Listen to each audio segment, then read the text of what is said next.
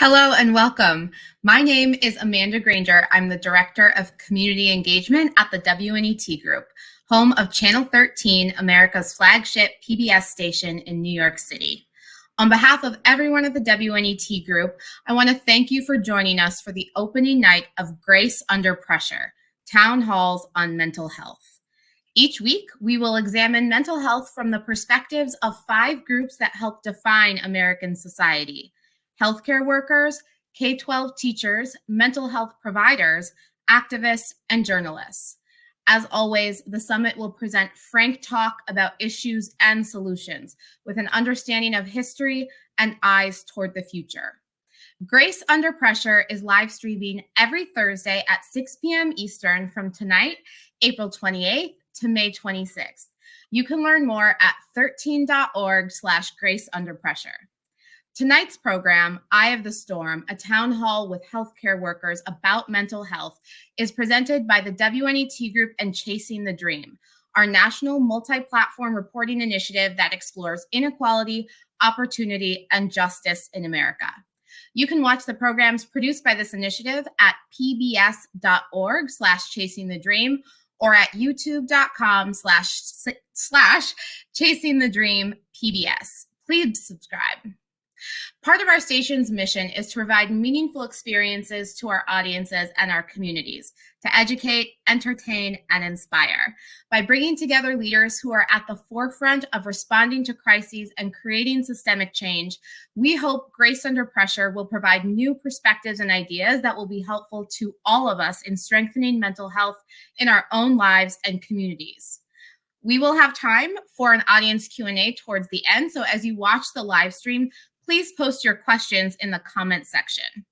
We hope you'll join us again next Thursday for part 2 of this series, Lesson Learned, a town hall with K-12 teachers about mental health. Learn more at 13.org/graceunderpressure. I'd like to thank our promotional partners for this series. We are so incredibly grateful for the support of the Asian American Federation and the National Alliance on Mental Illness of New York City, also known as NAMI NYC.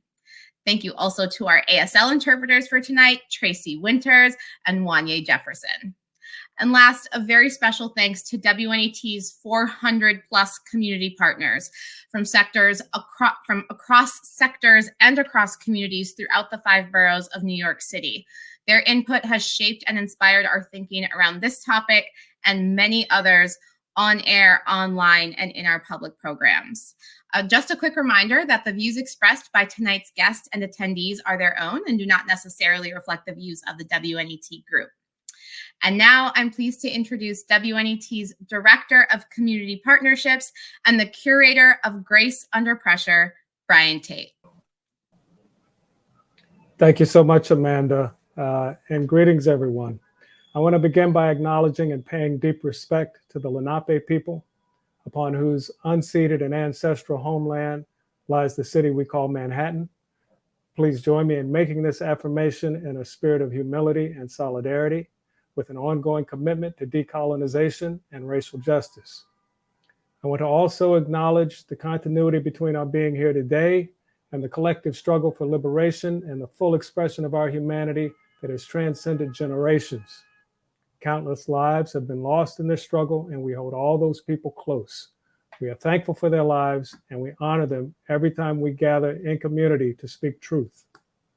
I'd like to now thank all of you for joining us for the kickoff of Grace Under Pressure. We've been working on this for months, and it's just a delight to be able to present it to you now. At the start of each town hall, we will present a short performance by a gifted musician or spoken word artist whose work reminds us why we have gathered to discuss these tough issues for the culture. We're thrilled to have someone very special with us tonight to kick off this summit. Please join me in welcoming singer-songwriter, composer, musician, and my dear friend, Tamar Kali. Hello, Brian.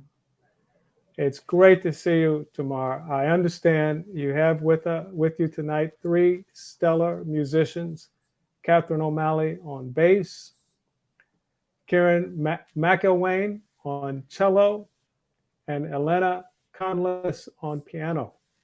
What will you all be performing for us tonight? We'll be performing a song called Siren Song. We can't wait. Thank you so much. And please take it away.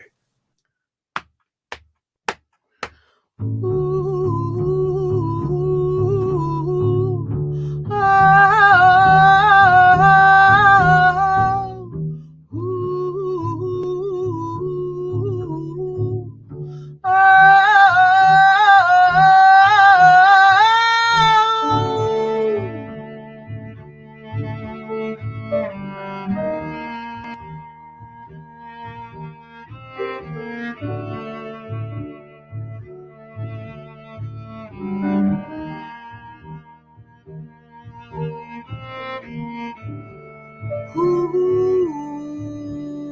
told you to come to play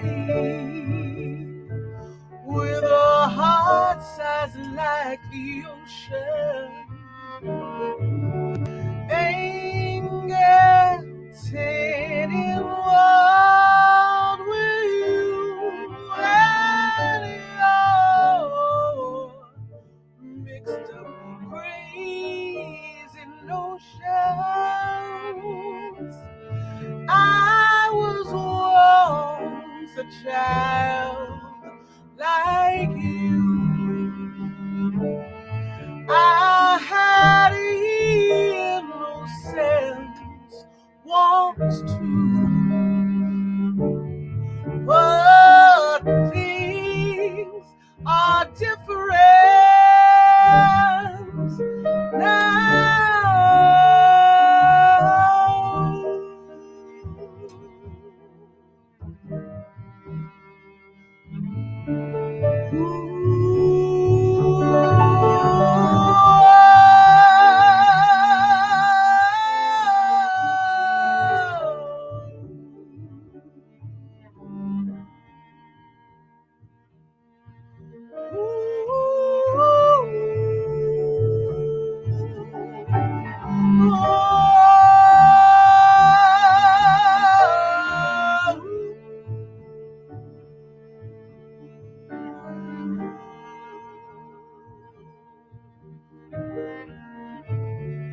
Lay down here beside me, let me gaze into your eyes for just a moment.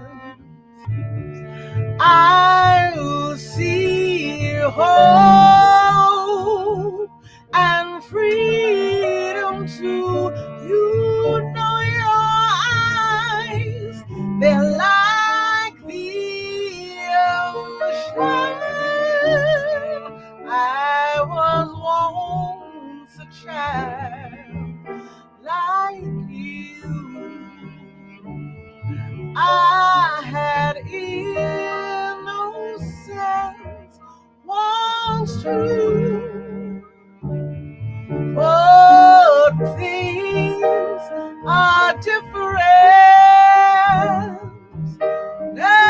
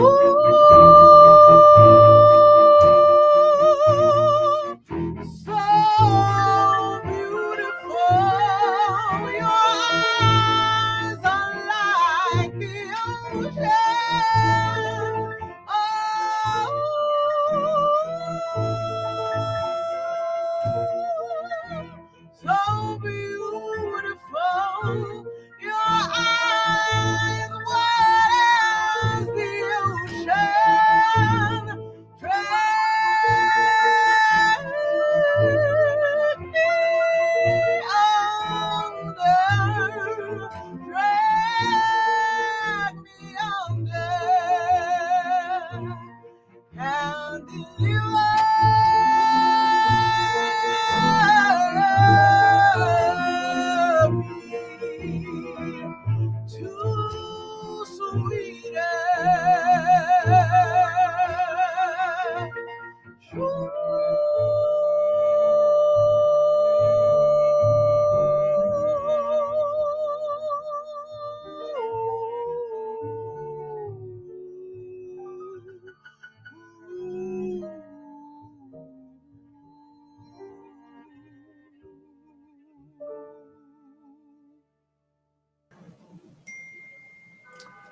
Tamar Kali, thank you so much. My gosh, that was so moving and special. You know, the only thing it would be better, T, is if we were all in the same room, but I'm glad that we are in this virtual space together. Thank you so much to you and the ensemble. You all really have lifted us up and created just the right cultural context for us to go into this conversation.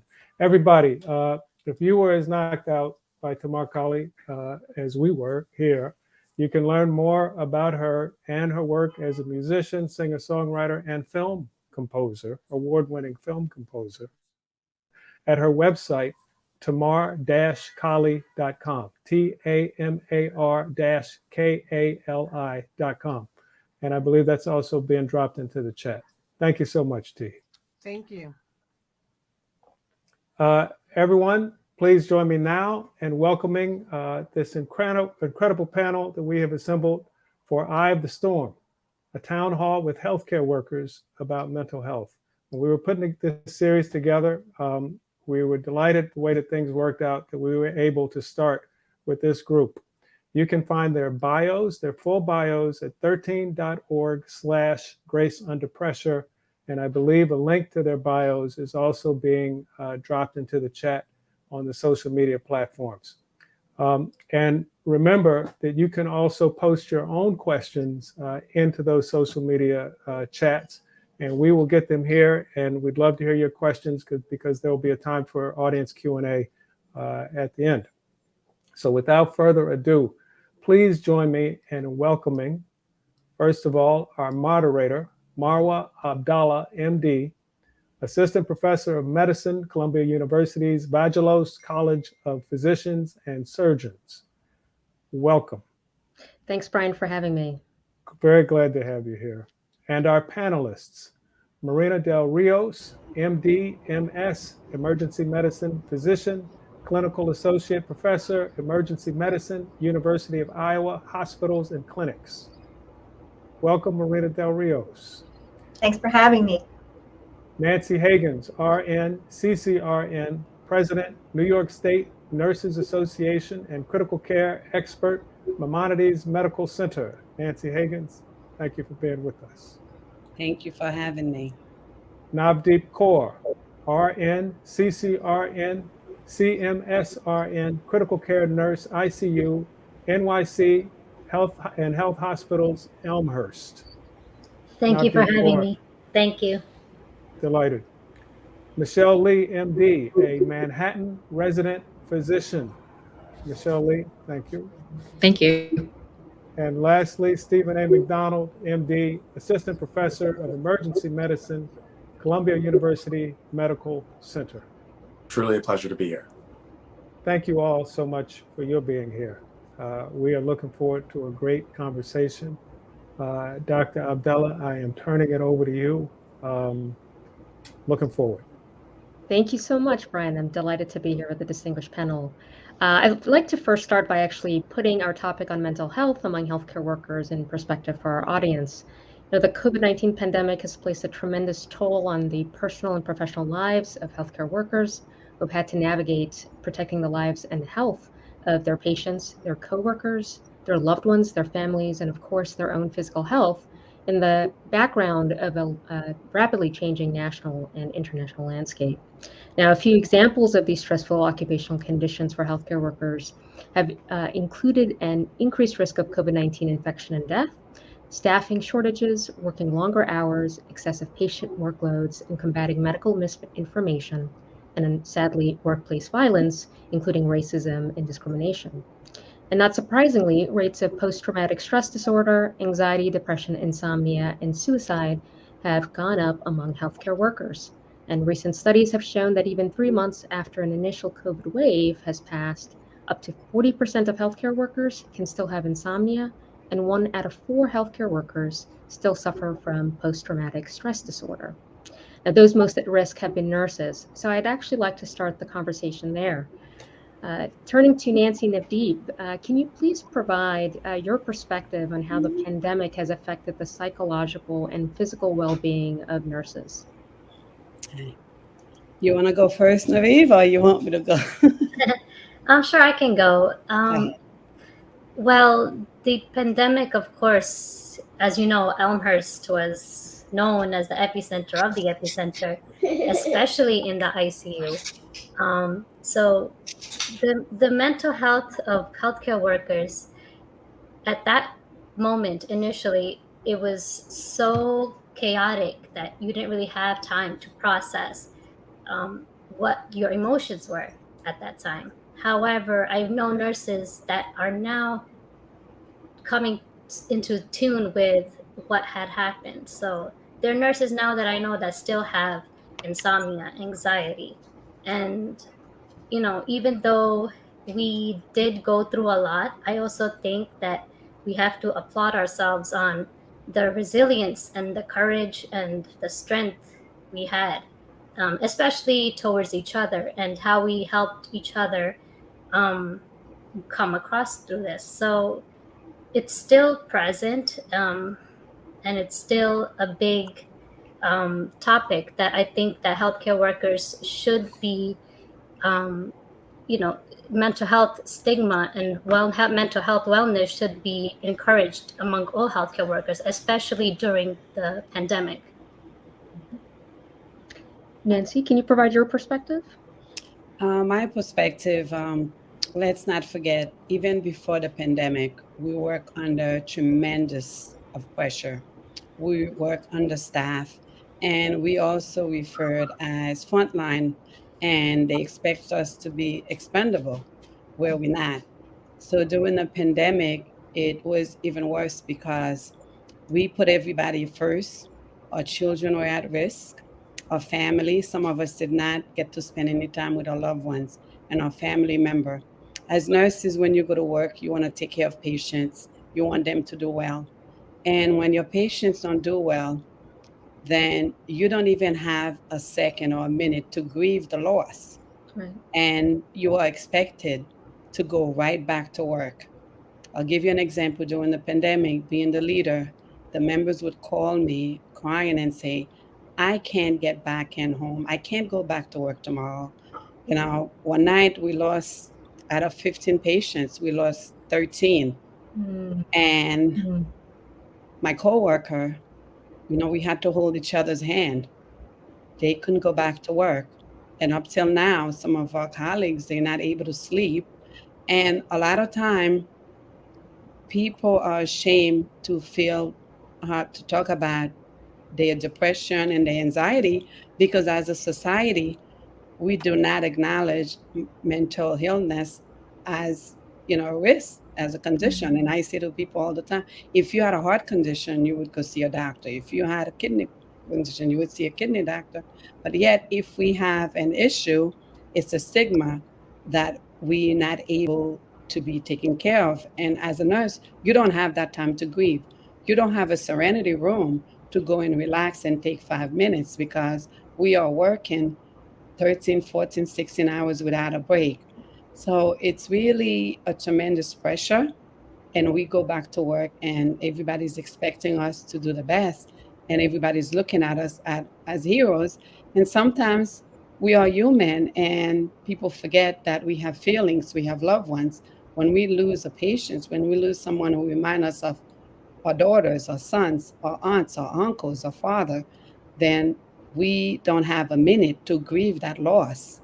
So during this pandemic, and we're still going through it, and we have a lot of members that are depressed and not able to go to work and not able to perform. And for the most time, the care is not here, and we don't have the proper resource to address the issues that are going on right amongst ourselves, and it's getting worse and worse. Every day I have to make phone call. How are you feeling today?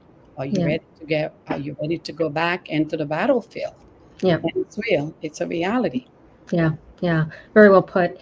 Nabdeep, you talked a little bit about the stigma, and I'm actually going to follow up and loop in Michelle here.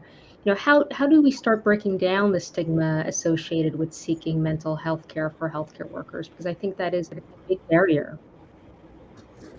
Yeah, I mean, it's a huge barrier. I think even amongst, I'm a resident physician, even amongst my fellow resident physicians, there's just this incredible fear of being honest about what, the PTSD symptoms and depression, anxiety, things that are very common. Studies show that over a quarter of resident physicians will experience depression at some point in their training. And that's multifactorial. That's part of it is due to COVID. Part of it is due to a rigorous call schedule. Oftentimes we're working 50 to 80 hours a week, but I really think that we really have to dismantle this culture and stigma against speaking out about our mental illnesses, because as healers, we're very pressured to focus, and we ourselves derive so much of our purpose in life of just helping others, but sometimes we just don't know how to actually turn that against ourselves and just seek help ourselves. And part of that is just having a very busy schedule. A lot of doctors I know, they simply don't even have the time to see their own doctor. And I think there's a lot of fear that reporting mental illness to perhaps a medical state license board will also affect, everything we've worked for, as well as, disability insurance. I know those thoughts also came to my mind. But it's healthcare burnout is something that has existed before COVID. It's so many systems are in place that result in this. And I think COVID has shown us more than anything that it's not just the healthcare worker and patient relationship. There are so many systemic issues that we have to work on in medicine in order to provide the best patient care, not just for ourselves, but for the patient ultimately. Yeah, that's great. And so, we're talking a lot about sort of self-care and, the barriers towards it with the time institutionally. And I'd love to hear Marina's perspective also. The burden of seeking mental health care is often placed on the individual who's seen as having a problem. And I think that actually contributes negatively to the stigma tied to seeking mental health care. So Marina, I'd love your thoughts about how we can possibly move more towards an idea of community mental health care within the healthcare field, the idea of taking care of each other in a community in a fashion, in addition to advocating for self-care. Yeah, well, I think that for one way to remove the stigma is recognizing that this is a widespread problem and talking about it. And I'm going to highlight, two observations that I've made over the last couple of years. I've seen how the death of a physician can be dealt with very differently by institutions, and so there's a way of just kind of moving on and keep on seeing patients, which is what I think most of us have experienced throughout the pandemic. And then there are institutions that have done a really good job at taking a pause and really offering spaces for people to come together and talk about it and debrief, or even if you don't want to say anything, but just being in the same space with your coworkers to be able to mourn, and making that normal, normalizing that we've been under very stressful last 2 years that are compounded over stressors that were already preceding the pandemic. So let's just be clear. I mean, to the point that one of the other panelists made, we've been stressed out since pre-COVID. We've been understaffed. We've been dealing with the repercussions of a healthcare system that leaves a lot of people out, and we have to be dealing with long-standing chronic illness and the repercussions of not having adequate care, particularly in impoverished communities and communities of color. So we were already stressed out about that. And then you compound this with this pandemic that's just broken, exacerbated, and exposed all of the structural inequities in this system. And the fact that us as healthcare providers have been burnt out and overworked prior to this. And so I think that normalizing the fact that our reactions are human and we need to talk about them, and we need to be provided the space to converse amongst ourselves without that being seen as a sign of weakness. Yeah, that's great. Yeah, I think you're absolutely right. That moment of pause, and as Nancy just said, there's no moments of grieving, right? Normalizing that grieving process. So, Stephen, and actually, I'd like for you to lead this off, and then Marina, I'd love for you to chime in, because this was brought up about burnout. Even pre-pandemic, healthcare workers, especially in the emergency department, have been reported to have the highest rates of burnout when compared to other specialties. Now, just for our audience, can you sort of help us define or differentiate how burnout actually differs from pandemic-related post-traumatic stress disorder and anxiety? Sure, I'm happy to speak to that. So burnout actually comes to us from some language used in the 70s. It was a gentleman in New York City, actually, who worked with populations that were using drugs. And he described this burnout phenomenon. When the drug does not deliver the expected response, you burn out. And so you get this phenomenon that applies to healthcare workers, where we were all so excited coming into medical school, thinking we're going to change things, thinking we're going to make life better for everyone. And then you come up against significant systemic hurdles to improving patients' lives. And that feeling that you're not achieving your desired goal leads to feelings that you're inadequate. It leads to a lack of fulfillment in the workplace. It leads to a general malaise and feeling down. And that's sort of the burnout that existed well before the pandemic, and the pandemic has sort of peeled back. I'd like to point out that, burnout rates among emergency physicians have been pretty much constant for the last 2 decades. And we think about that and it's like, why aren't they getting better? Why aren't they getting worse? And it's because nothing's changing, right? Mm-hmm. We're not doing anything about this. And as long as we fail to do anything, these rates are going to continue. And as we saw in the pandemic, even climb higher, unfortunately. Yeah. Marina, would you like to add to that, given that this is an area of expertise as well?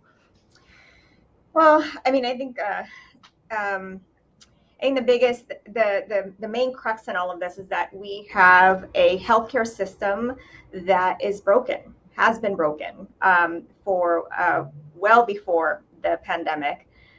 We have a healthcare system that is very unequal, that where, to what Stephen just said, a lot of the patients that we see, there's only so much that I can do in the emergency department, right? Everything that I do is going to be entirely dependent on what is the structure around the patients that I see, what kind of access they're going to have if I end up discharging them to from the hospital, or what kind of follow-up care that they can receive, what kind of housing they live in, do they have access to healthy foods, all of these other things that I have no control over. Mm-hmm. And so when you add that to the reality of a pandemic, where we were not only fearing for our patients' lives and can we actually make this person survive this terrible illness, but also we're constantly thinking about the safety of our colleagues. We're thinking about the safety of ourselves. And then I lived in this constant fear of, am I going to bring this terrible disease home and end up being, the culprit of illness in my own family, and potentially even a death in my own family. And so I think one of the things that we have to learn is that, there were already some preceding systems. There's an opportunity here to learn about how we can make the system better, and maybe question the way that medicine is structured right now, and really take a deep dive into more systemic solutions, and not just thinking about the mental health of individuals, but really the overall emotional and social and economic well-being of ourselves and of the patients that we serve. That's great. So I'm going to, take a little bit of time here to decipher it, because I think, the conversation between you and Stephen is essential, because a lot of healthcare is actually delivered in the emergency department. And the other part of burnout can also, lead to empathy and compassion fatigue towards patients.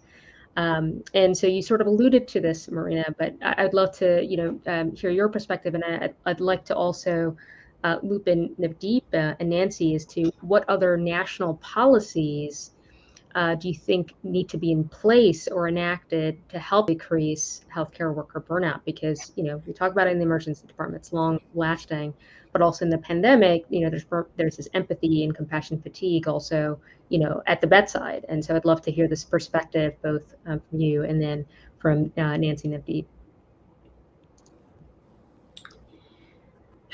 So the loss of empathy at the bedside has also been there pre-pandemic, sadly.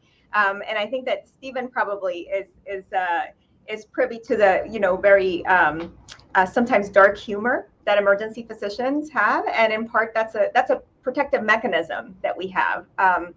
And I think that in thinking about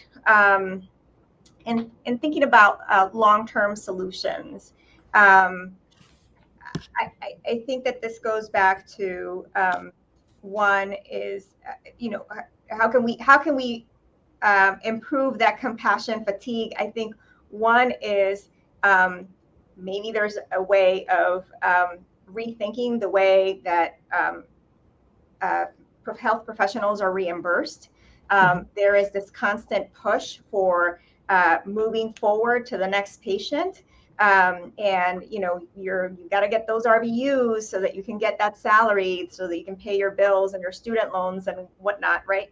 So I think that a model where we're really looking more at patients as more in a more wholesome way, and that where we are allowed to really think more than the medical condition or the trauma that this person that led to this person showing up in the emergency department, but really creating an environment where we can really question what was it that led to that visit beyond just the physiologic mechanism that brought them there, but rather really think through how can we as a system work in a more multidisciplinary way, move away from these medical model and of quick reimbursement, and really think as a more wholesome public health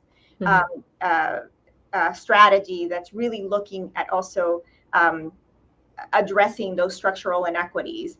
And I think in the emergency department, some places have been able to do that somewhat by bringing some more multidisciplinary care, social workers, and community health workers to help.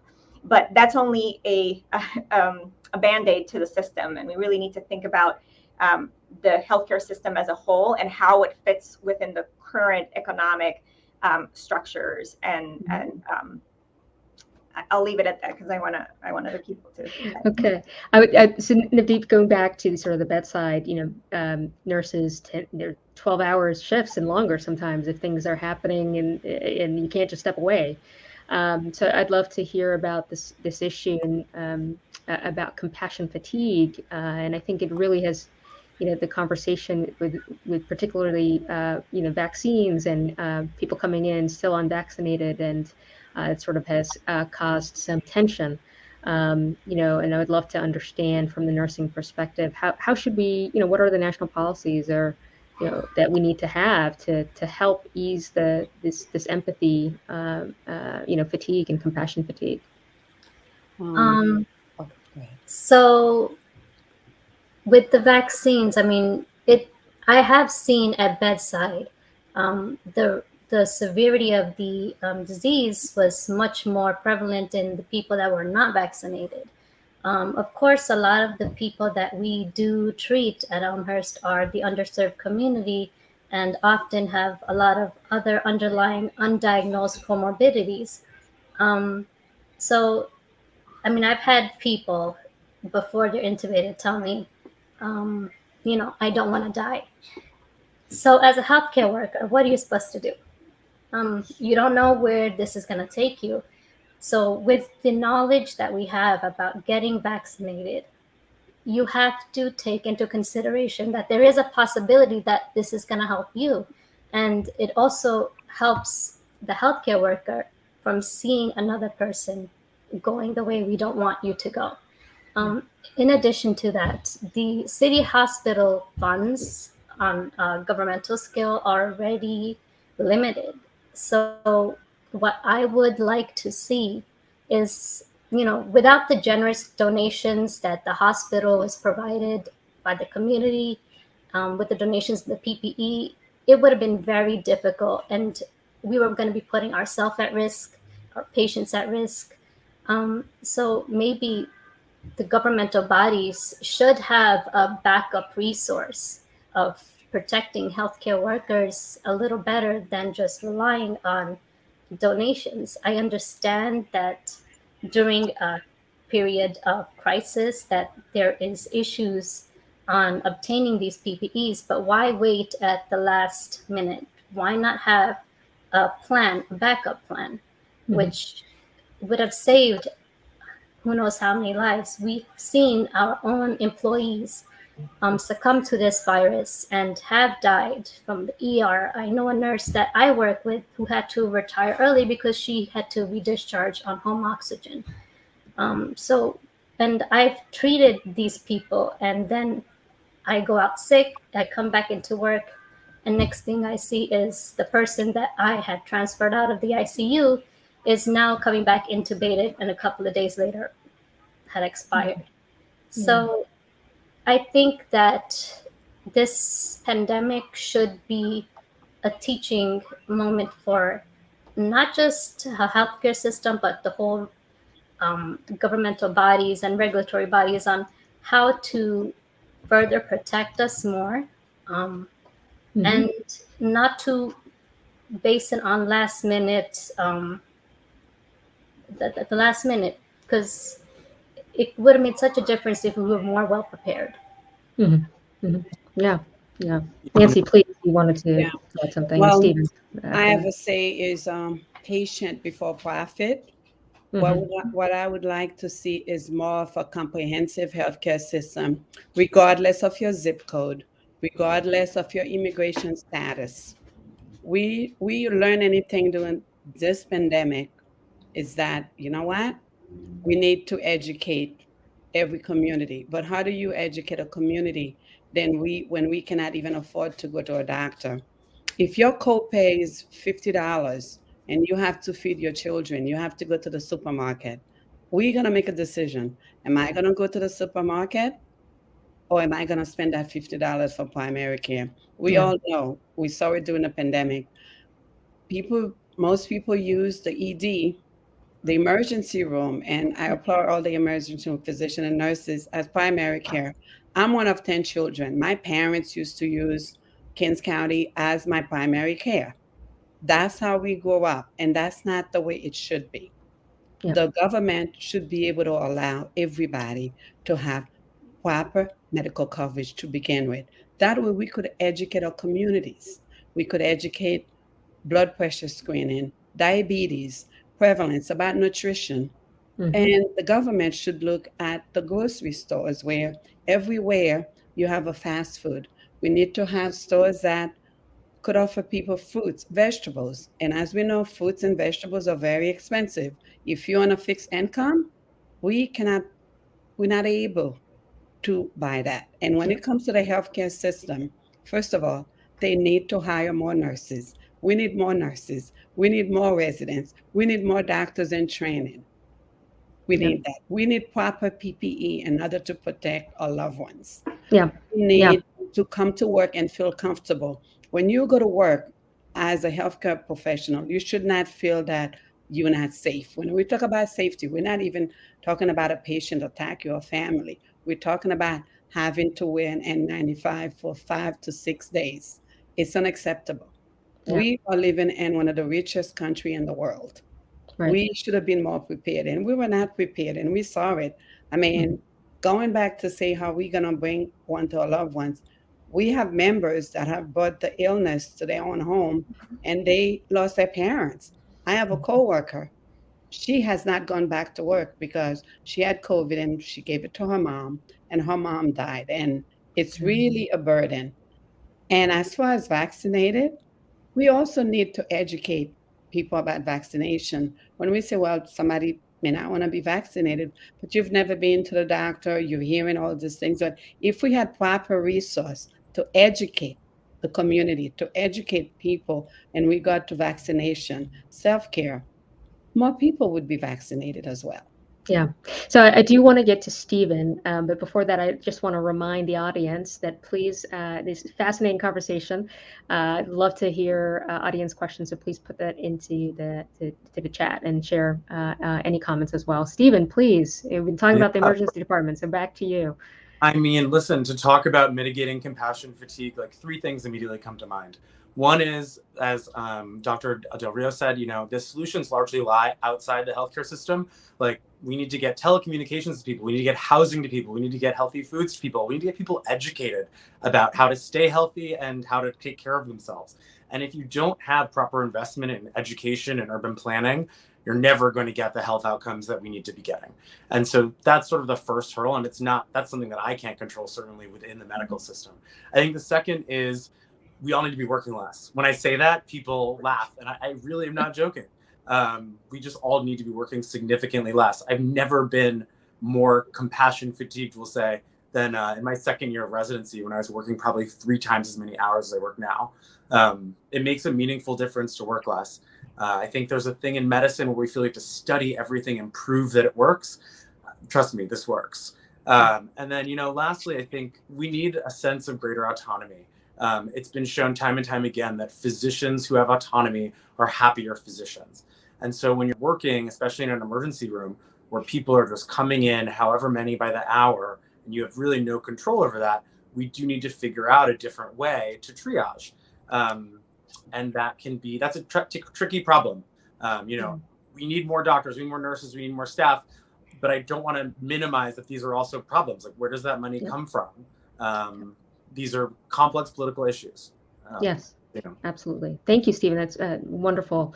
So switching actually to trainees. So we talk about autonomy. I immediately think, the progression here. So Michelle, I'd love to hear your perspective, but how can we actually start to better integrate well-being in medical schools? And then subsequently, I'm going to ask Navdeep the same question with regards to nursing schools, so that individuals can be better prepared as they transition into their first, residency position or nursing position. Sure. I think the thing that's helped me most is just, I feel like I'm so grateful to have had a very diverse, supportive culture with some program leadership actually bringing up the conversation for me. Obviously, as an intern, a first-year doctor intern, when you're at the bottom of the totem pole when COVID first hits New York, you really do feel expendable because, I got COVID on the front lines. Many of my other co-residents had gotten COVID on the front lines when we were, medicine interns on the front lines. And it was incredibly scary. And just having someone in the leadership just check in on you, it just makes an incredible difference. And there's incredible camaraderie amongst, I think, the residents themselves. But oftentimes we do feel powerless because our schedules are basically set from the beginning of the year. Oftentimes you miss important holidays, weddings. My best friend's wedding I had to miss because I was on call. And I think, like Stephen said, you just need more. The minute you feel more autonomy over your schedule, it just really does make a big difference. And it's hard to really do that because the ACGME needs funding to fund more spots and things like that.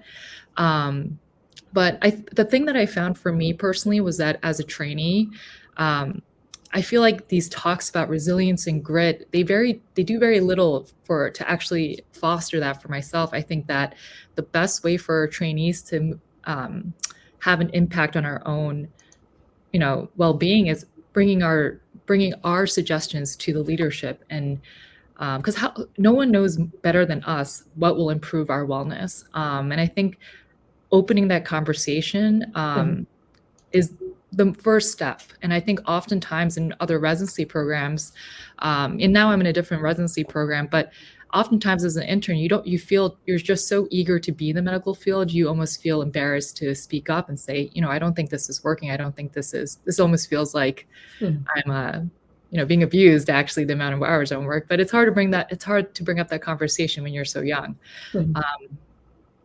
Yeah, so I guess I would expand that really towards more the transition from medical school or nursing school, for example, to your first position. What can we actually do before we get to that transition, right? Back into the school system, because the pandemic is still ongoing. It's still a Right. conversation we're having. But how do we rethink that? What do we need to better be doing in our training schools before people get to the first job? I actually Marla, if I feel could, oh, sorry. Yes. If I could interject with a quick Please. statistic that speaks exactly to what you're speaking to, Michelle. When we look at first-year medical students, they have the same suicidality rates as the general population.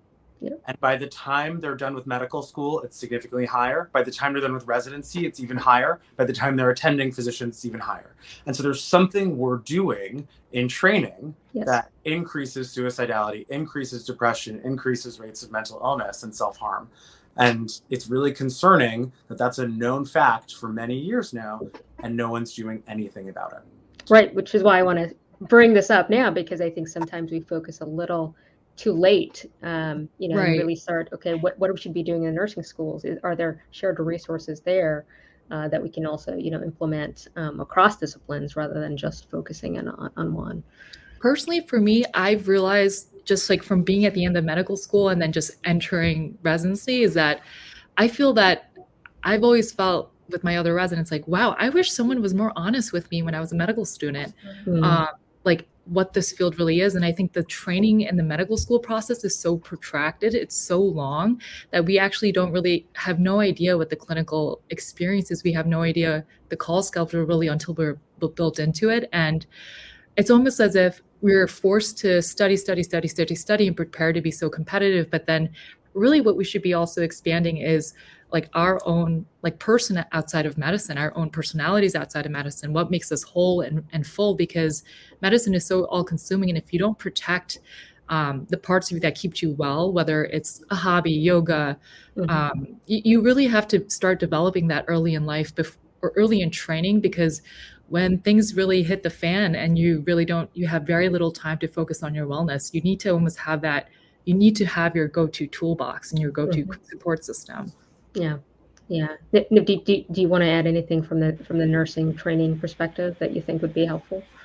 Well, residency, I give you guys props for how much you guys do, and the interns too. You guys really, and all the stuff you guys take from nurses later on too. It's a lot. But for nursing schools, I think a lot of nursing programs are accelerated as well. And then a lot of nurses that I know have been later transitioned onto completing their BSNs and then going to doing their masters as well. But what the expectations are and what you come as a new novice nurse, it's different. So it's very fast paced in the beginning. I remember when I first came out of nursing school and I started on the medical surgical floor, it was just like so much information being jam packed at one time that I feel like more could have been come out from the clinical perspective instead of focusing on the actual documentation. In nursing school, what they tell you, if it's not documented, it's not done. But the humanity part of it, I think that gets pulled back a little bit. So I think that part should be emphasized more. Being a nurse is a very rewarding career. It's very satisfying, but it's also intense. And with the amount of work you have to put in, and also you have to study a lot too, but then you also have to be well prepared on knowing that what you have learned and what you have practiced is going to be actually implemented on real patients. So you have to be very cautious and be very safe at the same time. So safety is a big thing too. So just be safe. Know that the person that you're there treating is another person. Think of them as your own family member when you are caring for them. Okay, great. Thank you. Back to Marina. Love to get your perspective and you've alluded to this a little bit, how can we build upon or share resources? Say something about nurses. You skipped. Oh, sure. Please, go ahead. Just to add what she said about being in nursing school. And when we train in nursing school, we have one patient or two patients. And then when you become a nurse, sometimes you have 8 to 10 patients on a med-surg floor, and you care to pick up the orders, to turn and position the patients, feed the patients, and spend time with them, and hold their hands and take time. So working being in nursing school and being a nurse, once you start working, it's the autonomy is definitely different. And the nurse patient ratios need to be addressed, because in 12 hours, there is no way you're able to deliver safe patient care to 8 to 10 patients that are very ill and need your help. Great. And actually, you led into the perfect question, Nancy. So I'm going to have you continue, then go to Marina. You can both address this. I was wanted to start to ask, how can we build upon or share resources with others also outside of the healthcare field to tackle mental health in an equitable way for all? Yeah, and this is especially crucial, recognizing that in order to build the pipeline that we need to address all of these physician and nursing shortages, that's going to take decades, quite frankly, right? So in the meantime, we have to figure out how to be creative with solutions that engage, whether it's community-based organizations or allied professionals, social work, community health workers, patient navigators. I think that it helps to steer away from a medical model of illness and really thinking about this more from a public health perspective and trying to see how we can engage the public to keep each other healthy. And so I think it makes sense to use opportunities like peer patient groups. There's a lot of models related to sickle cell and diabetes and high blood pressure care.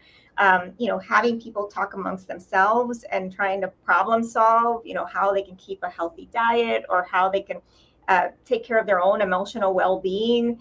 I think that engaging with social workers, I think in terms of communication, yes, we do have to educate the community about things like healthy living, vaccinations, taking care of their chronic illnesses. But until they can get to a primary care provider, what kind of messaging can we use in between? And I think that's really about engaging other professionals outside of physicians and nurses.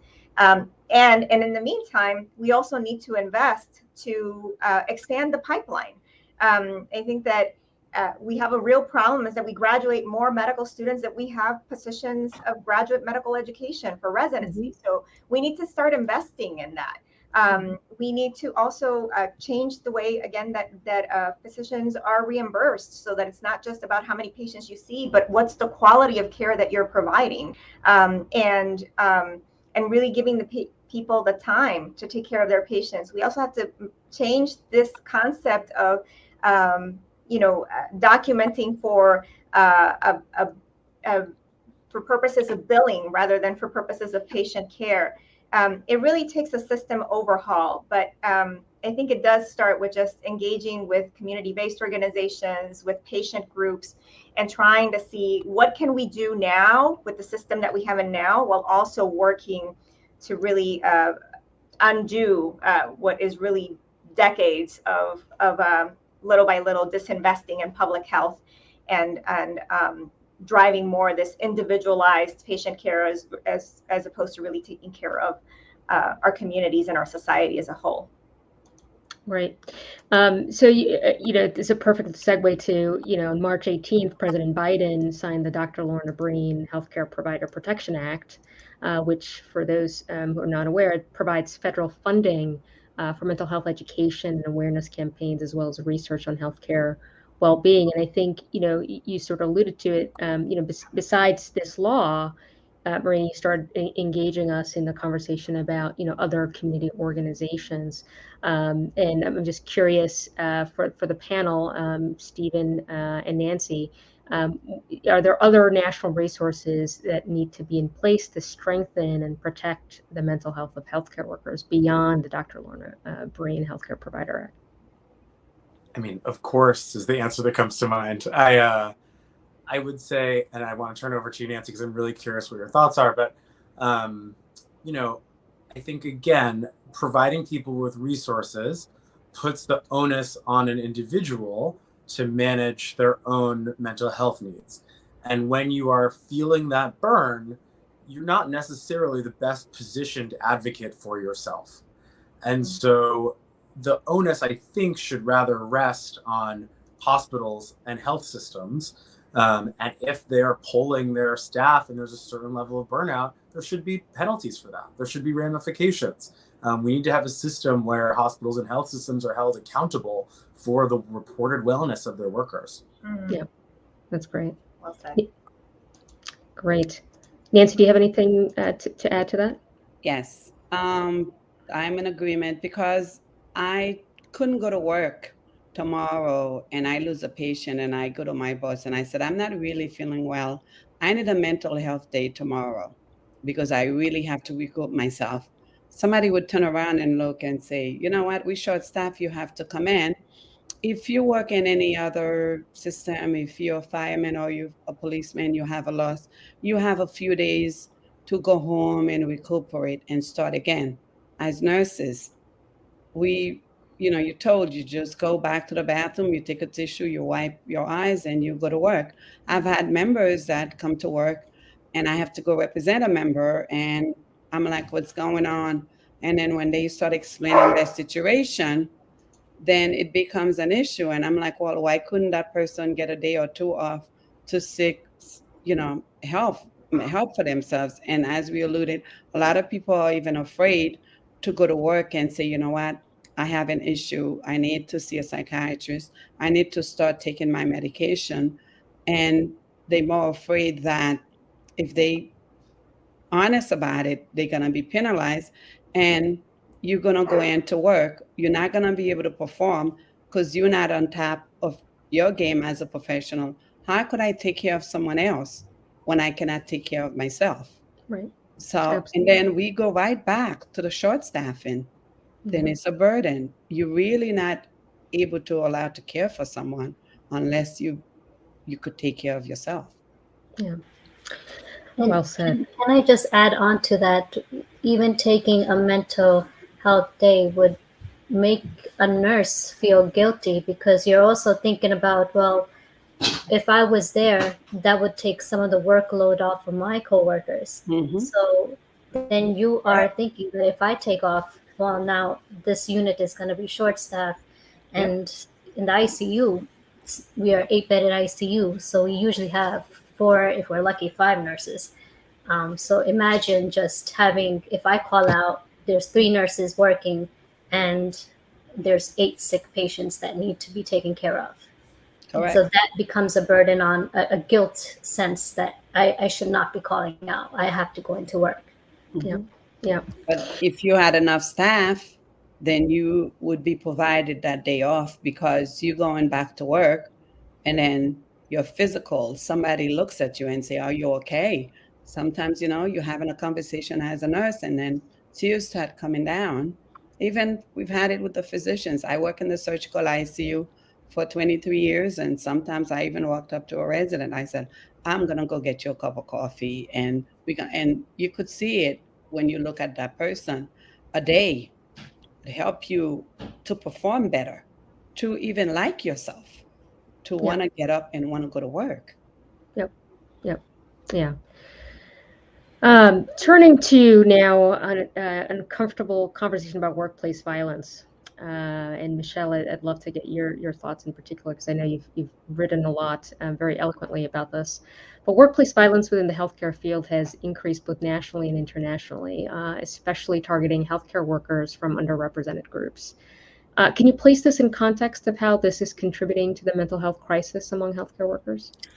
Yeah, I mean, unfortunately, with the last 2 years with COVID, we've also seen in the specific activism sphere that I'm involved with, I got a call, for instance, that like a medical student a mile away from me had been like assaulted based on her race and was given a slur.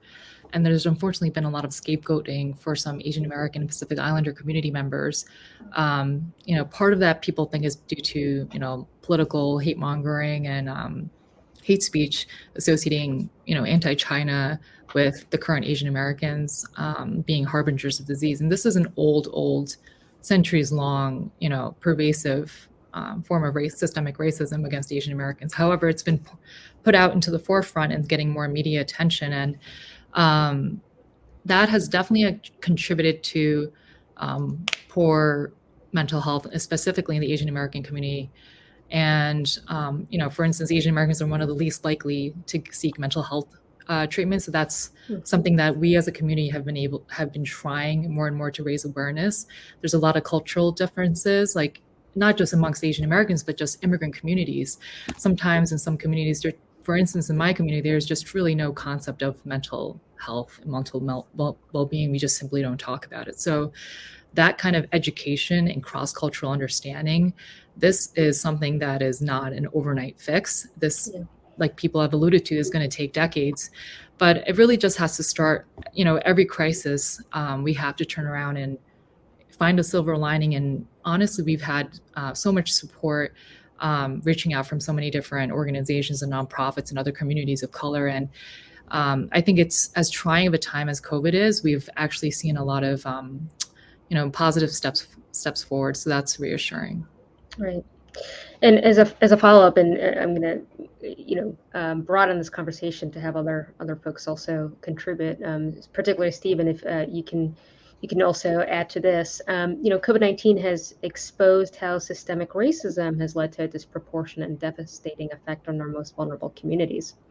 And at the same time, movements for racial justice and equity nationally also impacted healthcare workers personally and professionally, especially after the murder of George Floyd. How do you think this has impacted the mental health of healthcare workers, especially those from underrepresented and historically excluded backgrounds? I mean, I'm happy to open this conversation, though I think everyone will have something to say. I personally can say, when I learned, there was a horrifying statistic a couple of months into the pandemic in 2020, that if communities of color had the same mortality rates as white communities, there would be 10,000 more people of color alive. And this was like a couple of months in. And when you hear something like that, you suddenly think, well, I'm part of that community. I'm at higher risk, and this is horrifying.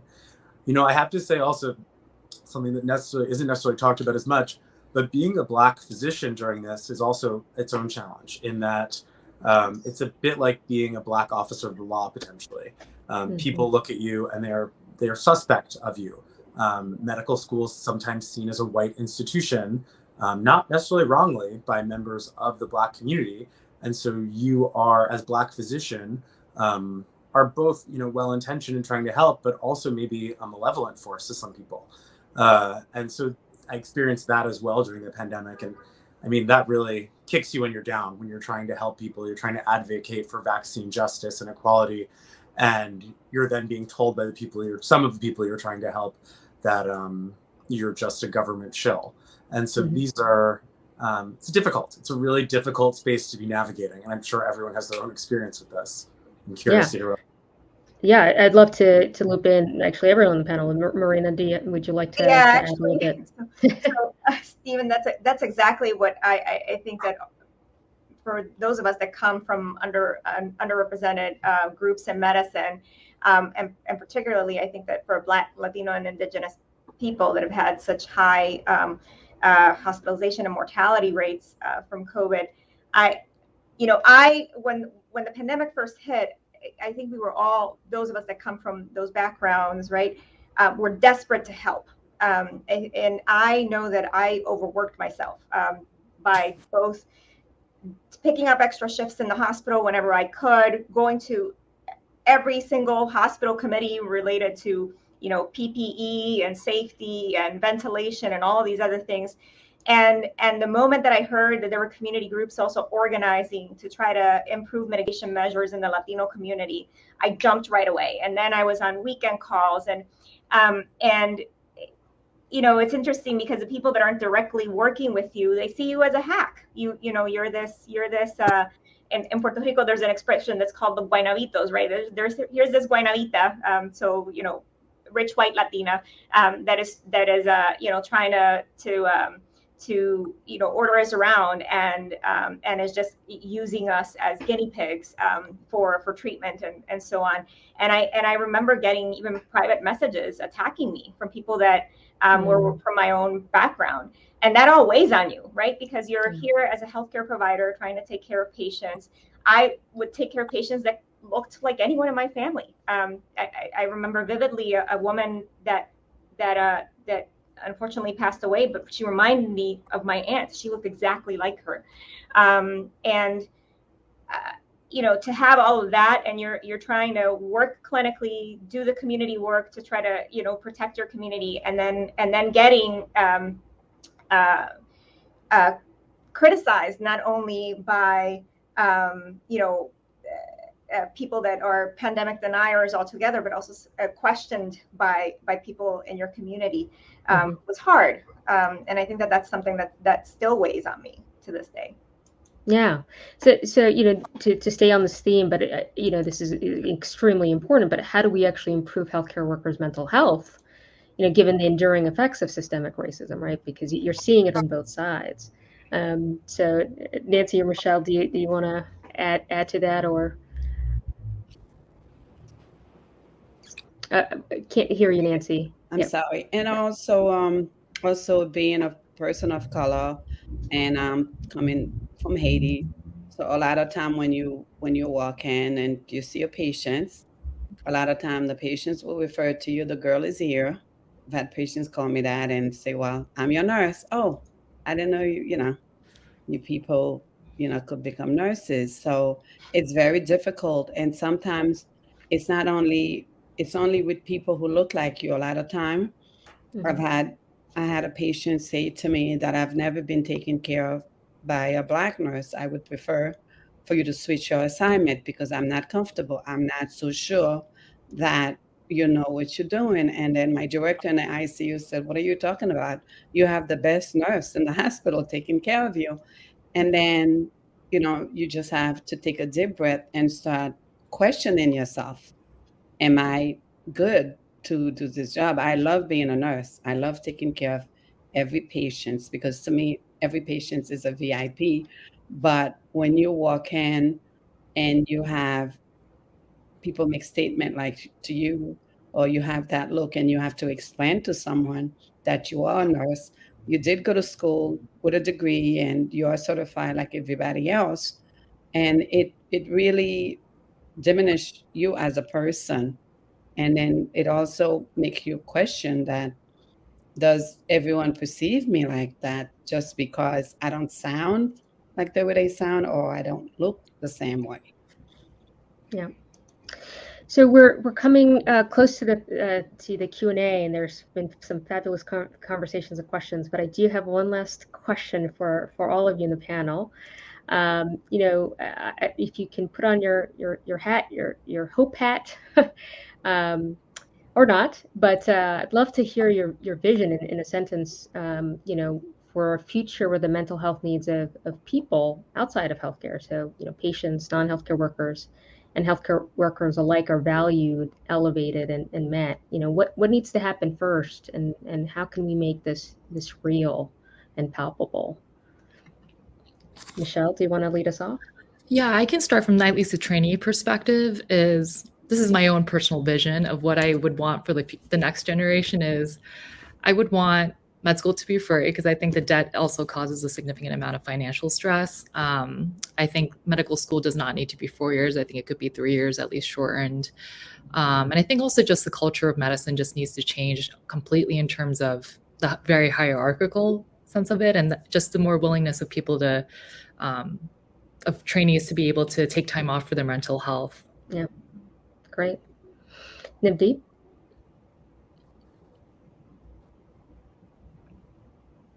Sorry. So for future perspective, I would want the community to have more resources available to mental health, primary care, prevention, be available. Those resources be available to them, because recently a lot of them were shut down due to government funding. And as you can see now, the crime rates in our community have skyrocketed. And it's sad to see as a parent that my kids are going to be growing up in a community where there's a lot of gun violence, someone getting stabbed, someone getting killed. So in order to address this, I think the clinics need to be a resource for the community. And in order for this to happen, the government needs to provide funding for them. Because we had a tech that had left work during the pandemic, and what had happened, she offered food to a homeless person on the street, and what happened in return?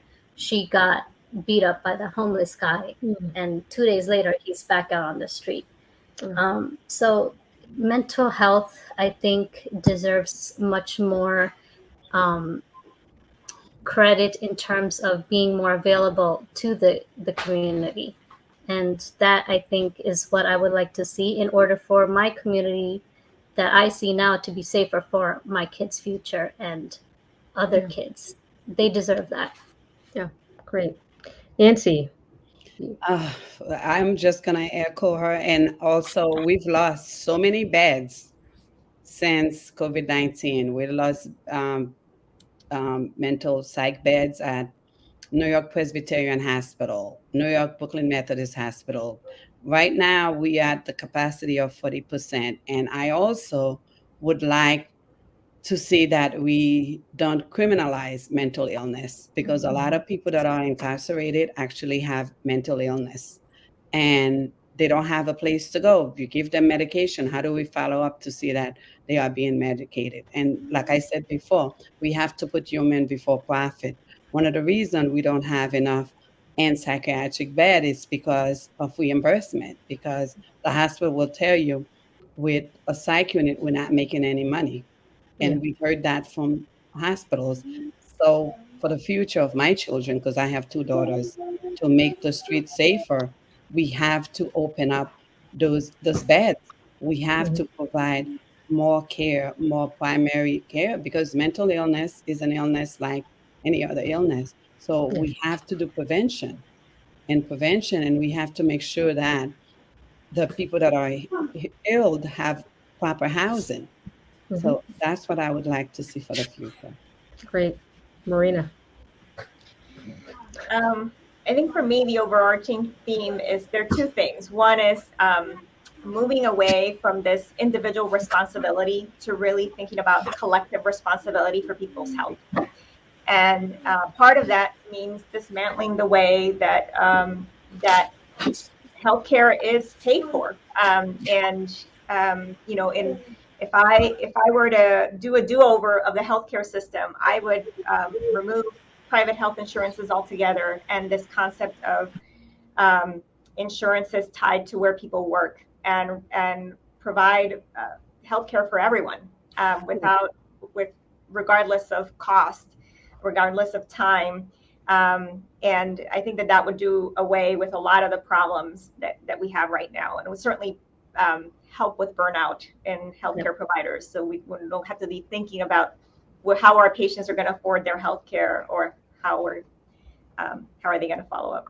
Okay. Well, definitely healthcare for all. Yeah. That's what we're fighting for with NISNA. Definitely. Stephen, you have the last word before you move to Q&A. Oh goodness, what pressure. I want to echo what Marina said. And I think about this a lot. Why do hospitals have to make money? Do schools have to make money? Like, what does the water utility, does the electric company have to make money? Like, these are utilities that get administered whether they're profitable or not. And so I think healthcare should be the same. How you do that and how you make that good and rigorous is up for debate. But I think we should be putting money into patients, not into advertising, communications, etc. We need to be putting it into patient care. My last comment would also be, we got to raise the floor of American society. As long as everyone is stressed that they're going to fall through the crack, and reasonably stressed that they're not going to be able to pay for food, they're going to lose their job, they're not going to have insurance, et cetera, as long as those stresses exist, mental health is going to really suffer. This is a tough time to be a human being, and mental health will continue to suffer. Great, wonderful discussion, and several more questions from the audience. I'd first want to acknowledge, actually, we only centered this conversation on nurses and physicians, but obviously healthcare workers defined is so much larger, and I particularly want to acknowledge the role of pharmacists, who play an extremely critical role, I know, as an ICU physician. I cannot do my job without a pharmacist at the bedside, but also in the community in the primary care settings. And I think now with President Biden's push towards getting medications out into the community and diagnosis there is actually something that I would love to see more, when the shared vision of how do we make mental health care more equitable. And so I appreciate this comment from the audience member. That this is one of actually the barriers towards accessing acute and primary care. And I think in the global health setting, pharmacists play such a bigger role, and I would love to see that actually be incorporated into our healthcare system, along with therapists, social workers, and beyond the conversation that we're having today. So one of the second questions is, work-life balance and having to miss important life events definitely leads to burnout. Someone is asking, can we have this conversation directly with leadership? And Michelle, you alluded to this before. Where you are on your training, sometimes it can be an uncomfortable conversation, and it often kind of has to be the leadership from attendings like myself, Marina, and Stephen. So I'd love to hear, Stephen, how can we be better advocates about taking time and work-life balance? I mean, I think part of the reason the culture is so toxic is because there's this attitude of, I did it, so you have to do it. I worked really hard. I lived in the hospital 7 days a week, 24 hours a day, so you have to do it. And so as an attending, I do try to drop that. I was not a happy resident.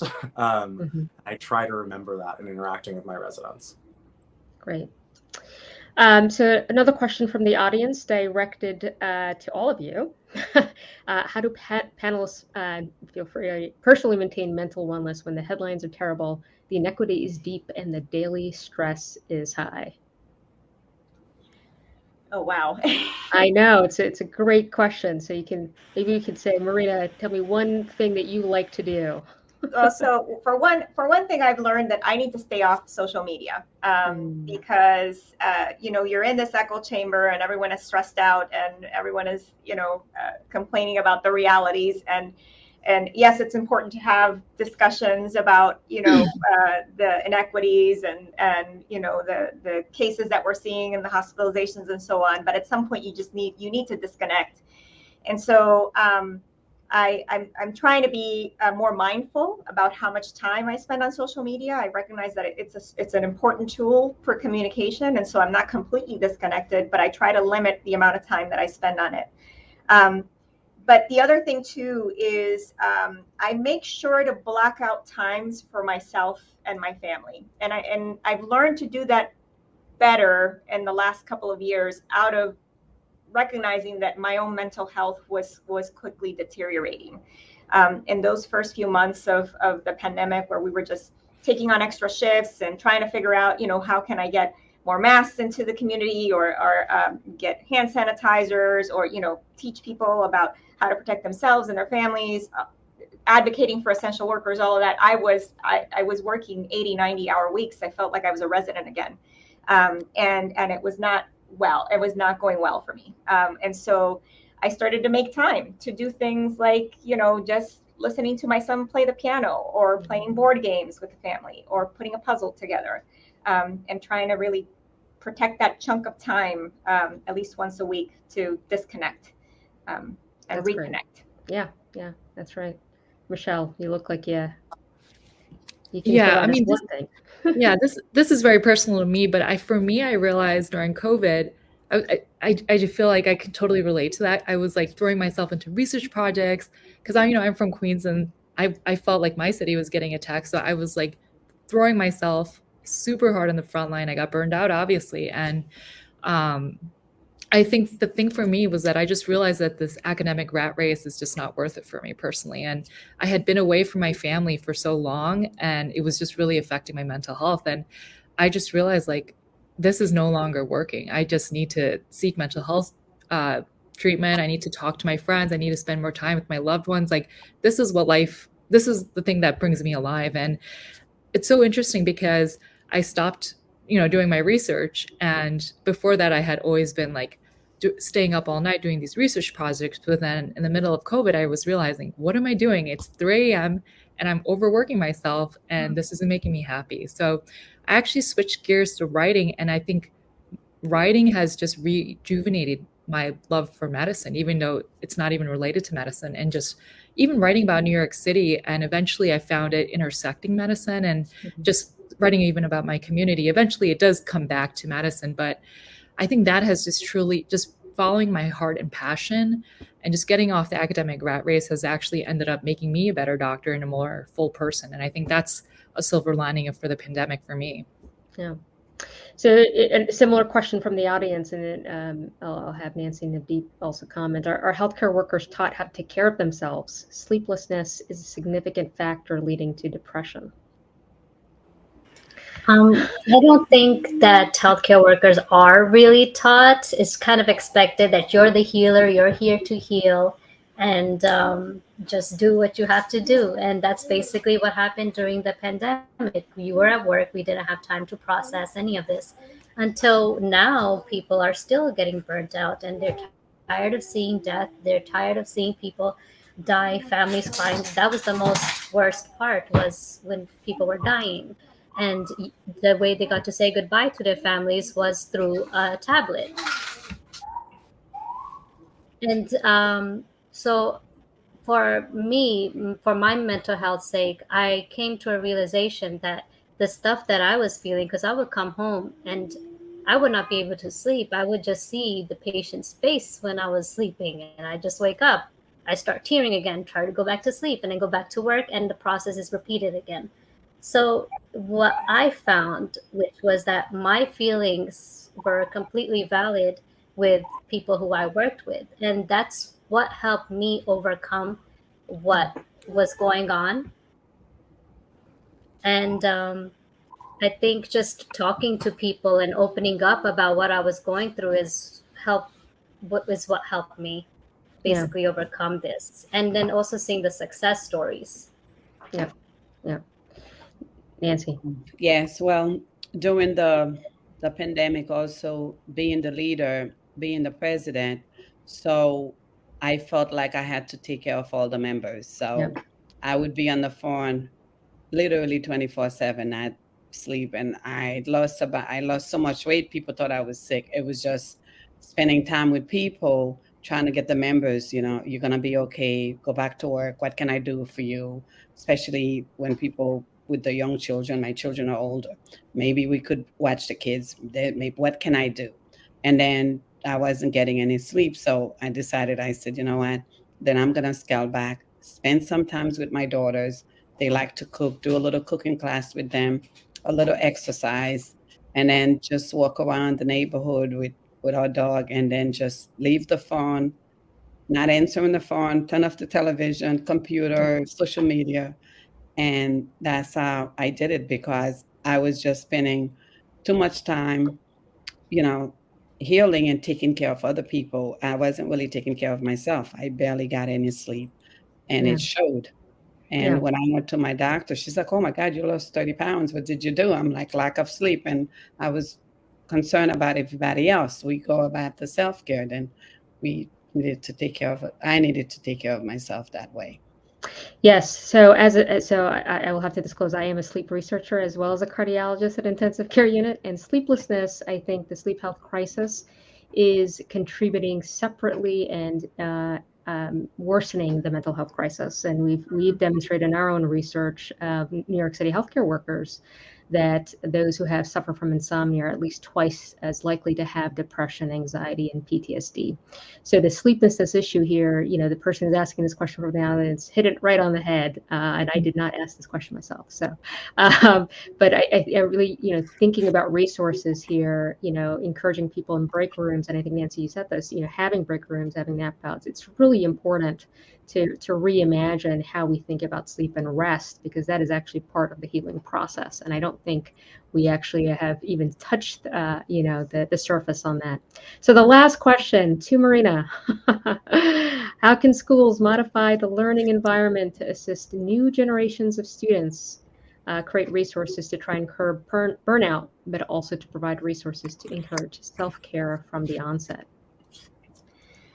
Well, I think that for one, Stephen just talked about this. We've created this culture of, well, I went through this, so you should go through it too. I think we just need to undo that attitude altogether, and really recognize and give space for students to talk, process, and think about how they can incorporate their own emotional well-being into their training.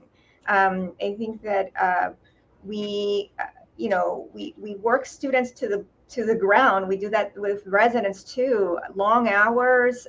We expect them to also study for very difficult exams. We expect them to have these huge patient loads, and we don't give them space to process what they're seeing and doing on a daily basis. And I think that needs to be wellness, but true wellness, not just wellness to give you another hour to of something that you have to check off the list, but really giving people spaces to speak, to debrief, to really think through their own what they need from an emotional standpoint, not just from an educational standpoint, to move forward and to be the best healthcare providers they can be. Great. Fabulous way to end. And I want to thank all of you, and I'm going to have Brian come back. But I really do want to say thank you. We've covered a lot of ground talking about workplace violence, how do you destigmatize mental health, talked about self-care routines, but also community care, and most importantly, what we can all do at a national policy level to really engage both the public and make equity a forefront towards mental health, but also just in terms of how we engage and treat our own patients, but also ourselves, and of course in the background of systemic racism as one of these forces that will be with us for a long time. Brian, back to you. Thank you so much, Dr. Abdullah and panel, for that dynamic conversation. And thank you to Mark Colley for the powerful performance at the top. I want to also, again, say thanks to our promotional partners, the Asian American Federation and the National Alliance of Mental Illness of New York City. Please visit their websites. They're both doing really important work and providing important services. On behalf of everyone here at the WNET Group, a big thanks to all of you for joining us for the kickoff of Grace Under Pressure Town Halls on Mental Health. So delighted to have you here. We hope you will return next week, next Thursday, 6 p.m. Eastern, for our second episode, Lesson Learned, a conversation with K through 12 teachers about mental health. And that will again be a very powerful group and powerful and necessary conversation. You can learn more at 13.org/graceunderpressure. Until then, take care of yourselves, take care of each other, and we will see you again. Have a good night.